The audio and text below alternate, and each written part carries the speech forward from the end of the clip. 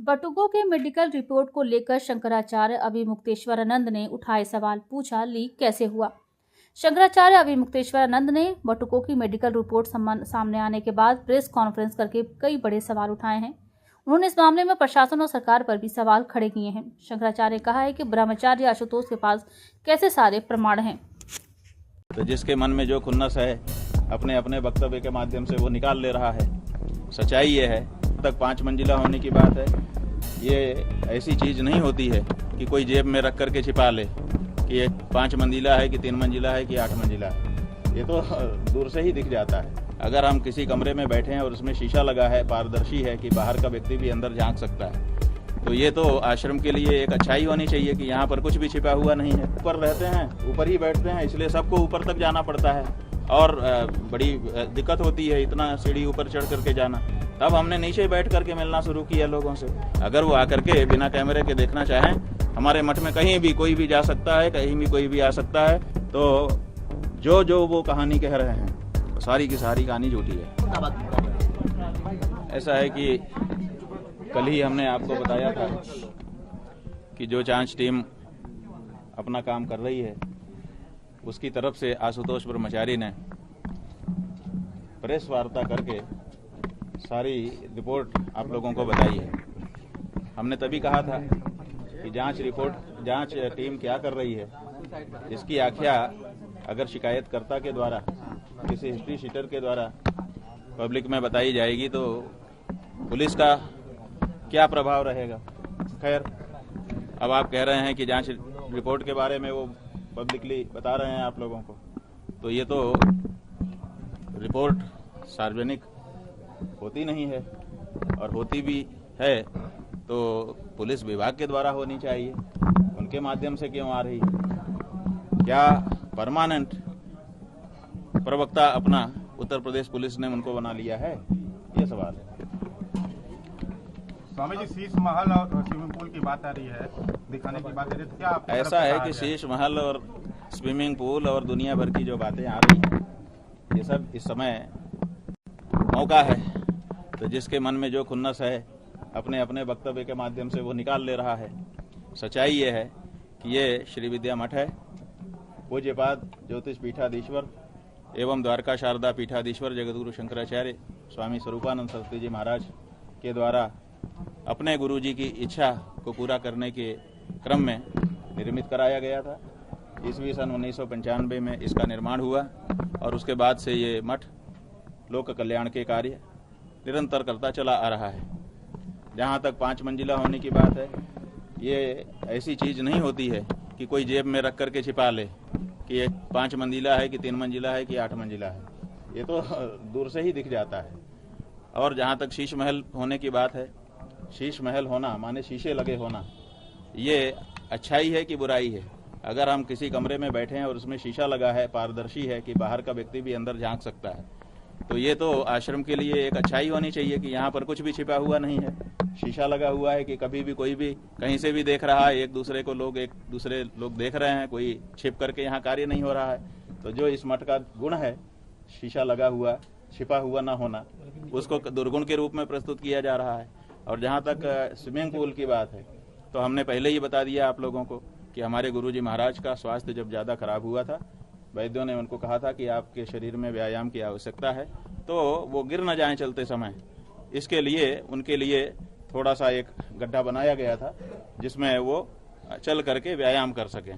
तो वो उनके स्वतंत्रता संग्राम सेनानी होने और साथ ही साथ 2 पीठों के शंकराचार्य होने के नाते उनके स्वास्थ्य की सुरक्षा पूरे देश की जिम्मेदारी थी, और उसी क्रम में उनके स्वास्थ्य की दृष्टि से वो बनाया गया था और वो उनके साथ ही उसको समाप्त कर दिया गया। तो ऐसी परिस्थिति में, और जहाँ तक यह है कि किसी को घुसने नहीं दिया जाता, बहुत दुर्गम है, गोपनीय रखा गया है, तो सवाल ये है कि आप लोगों ने जाने कितने आंदोलन श्री विद्या मठ से देखे हैं। और आप में से जो अब नए नए पत्रकार आ जाते हैं, इसलिए हम भी बहुत मुश्किल में पड़ जाते हैं कहने को, लेकिन आप पुराने आपके पत्रकारों से पूछिए जो अब कार्यालयों में बैठ करके काम कर रहे हैं आपके ऊपर, आप ग्राउंड पर आते हो, उनसे पूछिए कि जब पहले हम लोग नीचे भूखंड पर मिलते ही नहीं थे, माने भूमिगत तल्ले पर, पहले ऊपर ही सबसे मिलते जुलते थे, जहाँ गुरुजी रहते थे, वहीं पर सब लोग उनका दर्शन करने भी जाते थे, वहीं हम भी मिलते जुलते थे। सालों ऐसा ही चलता रहा। जितने आंदोलन चले, हर आंदोलन में ऊपर ही जाते थे लोग। लेकिन बाद में जब ज़्यादा लोग आने लग गए हमारे शंकराचार्य होने के बाद, तो बहुत सारे वृद्ध लोग होते थे, वो कहते थे कि हम ऊपर कैसे चढ़ के जाएं। गुरुजी के लिए एक लिफ्ट चलाई गई थी, वो दिन भर चलती थी, तो बिजली का किराया बढ़ता था।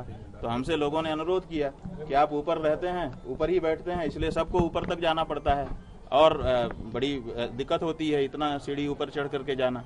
तब हमने नीचे बैठ करके मिलना शुरू किया लोगों से। तो जो परिस्थिति है वो यही है। अब कुछ लोग जिद करते हैं कि हमको कैमरा लेकर के शूट करने के लिए जाने दीजिए। तो सवाल ये है कि मठ के अंदर हमारा विद्यालय भी चलता है, छोटे छोटे बच्चे रहते हैं। अगर हम किसी को मठ के अंदर क्या कहाँ क्या है कैसे है इसको शूट करके पब्लिक में दिखाने की अनुमति दे देंगे तो वो रेकी हो जाएगी एक तरह की, और भविष्य में कोई दुष्ट व्यक्ति, दूषित मानसिकता का व्यक्ति रेकी करके उसमें सुरक्षा पर प्रहार कर सकता है। इसलिए कोई व्यक्ति, चाहे आप में से कोई हो, 1, 2, 4, 10, 20, 50 या कोई बाहरी भी हो या सरकार की कोई संस्था हो, अगर वो आकर के बिना कैमरे के देखना चाहें, हमारे मठ में कहीं भी कोई भी जा सकता है, कहीं भी कोई भी आ सकता है। पूरे मठ में कहीं भी हमारा ताला नहीं लगता है, लगभग सारे दरवाजे खुले ही रहते हैं। हमारे मठ में कोई भी चीज ऐसी नहीं है जो किसी से छिपाई जाती हो। कैमरे के साथ दिखाने में सुरक्षा का प्रश्न है। छोटे छोटे बच्चे यहाँ पढ़ते लिखते हैं। कई बार, अभी तो नहीं इधर बीच में, लेकिन इससे पहले आप लोगों को याद होगा कि कुछ विद्यालयों में भी बम ब्लास्ट की घटनाएं हो चुकी हैं। उस समय ये हुआ था कि संस्कृत विद्यालयों में भी इस तरह के हमले किए जा सकते हैं। हम लोगों के पास सूचनाएं भी उस समय सरकार के यहाँ से भी आई थी कि आप लोग सावधानी रखिएगा। तो हम लोगों ने लोगों को सामान्य रूप से जाना वहाँ पर बंद कर दिया। इसके अलावा कोई और बात नहीं। एक सवाल ये है कि जो एक शिष्य है जो इस पूरे मामले में, उन्होंने कहा कि जून 2024 में आपके जो नरसिंहपुर परमहंसी गंगा आश्रम नरसिंहपुर में उन्होंने आपसे दीक्षा ली। ये आश्रम मतलब आपके अधीन है कि क्या है इसका स्टेटस? ये हमारे गुरुजी महाराज की तपस्थली है, विशाल आश्रम है। वहाँ पर राजराजेश्वरी देवी का बहुत विशाल मंदिर निर्मित हुआ है। वहीं पर हमारे ब्रह्मलीन गुरुजी महाराज की अब समाधि निर्मित कर दी गई है। हम लोगों के लिए वो तीर्थ स्थान है, तो हम लोग वहाँ समय समय पर जाते रहते हैं। पहले तो हम लोग बहुत जाते थे क्योंकि गुरुजी रहते थे, कभी भी वहाँ पहुँच जाते थे। लेकिन गुरुजी के ब्रह्मलीन हो जाने के बाद अब उनकी जो ब्रह्मलीन होने की तिथि है, आराधना दिवस जिसको हम लोग कहते हैं, अब लगभग उसी पर जाना होता है। और जब देवी माता का पाटोत्सव होता है तब जाना होता है, उसके अलावा जाना ही नहीं होता। तो जून जो वो समय कह रहे हैं, अब देखिए अभी ये सब फैक्ट की बात आ जाएगी। तो अब फैक्ट हम पब्लिक में कहें कि कोर्ट में कहें, उस समय हम वहाँ उपस्थित ही नहीं थे, तो कहाँ से वो हमारे पास पहुँच गए, कहाँ से हमसे दीक्षा ले ली, क्या कर लिया, यही सब प्रश्न है। तो जो वो कहानी कह रहे हैं तो सारी की सारी कहानी झूठी है। तो क्या कोर्ट में भी एफिडेविट जो दिए गए हैं, तथ्य दिए गए हैं, वो मनगढ़ंत तरीके से? पूरी तरह से मनगढ़ंत का मतलब पूरी तरह से एक फिक्शन, एक ऐसी कहानी बनाई गई है और उस कहानी को बना करके चला दिया गया है। और हमको बड़ा मजा आ रहा है, आप जैसे बड़े बड़े चैनल के पत्रकारों को देख करके और उनके एंकर्स को देख करके और उस पर बैठे हुए विशेषज्ञों को देख करके कि एक अपराधी हिस्ट्रीटर आता है, आकर के ये कहानी बनाता है और कहानी बना करके उसको लुढ़का देता है और सारे लोग उसी में दब करके यहाँ दबी, यहाँ लगा, यहाँ चोट लगी, ये करने लग जाते हैं, हाय दैया करने लग जाते हैं। ये भारत के कानून का, जुडिशियरी का और पुलिस महकमे का और सरकारों का कितना बड़ा दुरुपयोग हो सकता है या हो जाता है, वो बहुत अच्छे से हमको एक दर्शक के रूप में देखने को मिल रहा है। कुछ लोग ये भी कह रहे हैं कि जब इतने ही सच्चे थे, अपनी बातों पे अडिग हैं, तो फिर एंटीसिपेटरी बेल दाखिल करने की। ऐसा है कि एंटीसिपेटरी बेल हम नहीं दाखिल कर रहे हैं, हम अकेले नहीं हैं। हम का मतलब अभी मुक्तेश्वरानंद अकेला नहीं है। जब कोई व्यक्ति शंकराचार्य के पद पर बैठता है तो वो स्वयं मठ हो जाता है। इस समय हम मठ हैं, ज्योतिर्मठ हैं और इस ज्योतिष पीठ पर बैठे हुए हैं। ये जो बैठे हैं आसन, ये ज्योतिष पीठ है और हम स्वयं मठ हैं। कौन से मठ? चलते फिरते मठ। माने जो हमारा ज्योतिर्मठ है वो तो उत्तराखंड में है, लेकिन उसको रिप्रेजेंट करते हैं। जहां हम जाते हैं ज्योतिर्मठ आया है, वहां के शंकराचार्य आए हैं। तो इसलिए हम एक संस्था हैं, तो हम संस्था को संरक्षित करने के लिए हमारा एक परिकर वर्ग होता है। तो परिकर वर्ग उसकी संरक्षा के लिए कार्य करता है। अब उनको ये है, अगर सब कुछ फेयर हो और कानून के अनुसार हो, क्या दिक्कत है किसी को? हमने कहा कि भाई क्या दिक्कत है, अगर गिरफ्तार करके ले जाएंगे तो तुम लोगों को क्या बाधा है? उन्होंने कहा हमें कोई बाधा नहीं है, आपको भी हम देख रहे हैं कि कोई बाधा नहीं है, लेकिन वहां ले जा करके अगर जहर की सुई लगा दी है आपको, तो ये भी बहुत सारे कहानियां आ चुकी हैं कि जेल में ले जा करके गड़बड़ किया जाता है। जब गौ माता का आंदोलन 1966 में चला था तो केंद्र की सरकार ने गौ भक्तों के ऊपर गोली चलाई थी और धर्म सम्राट स्वामी करपात्री जी महाराज और हमारे इसी पीठ के पूर्व आचार्य कृष्ण बोधाश्रम जी महाराज, हमारे गुरु जी महाराज, इन सबको जेल में डाल दिया गया था। वहां पर जेल में मारपीट करा दी गई थी, जिसके कारण धर्म सम्राट स्वामी करपात्री जी महाराज की आंख में इतनी बड़ी चोट आई थी कि उनके शरीर छूटने के बाद ही वो पूरी हुई।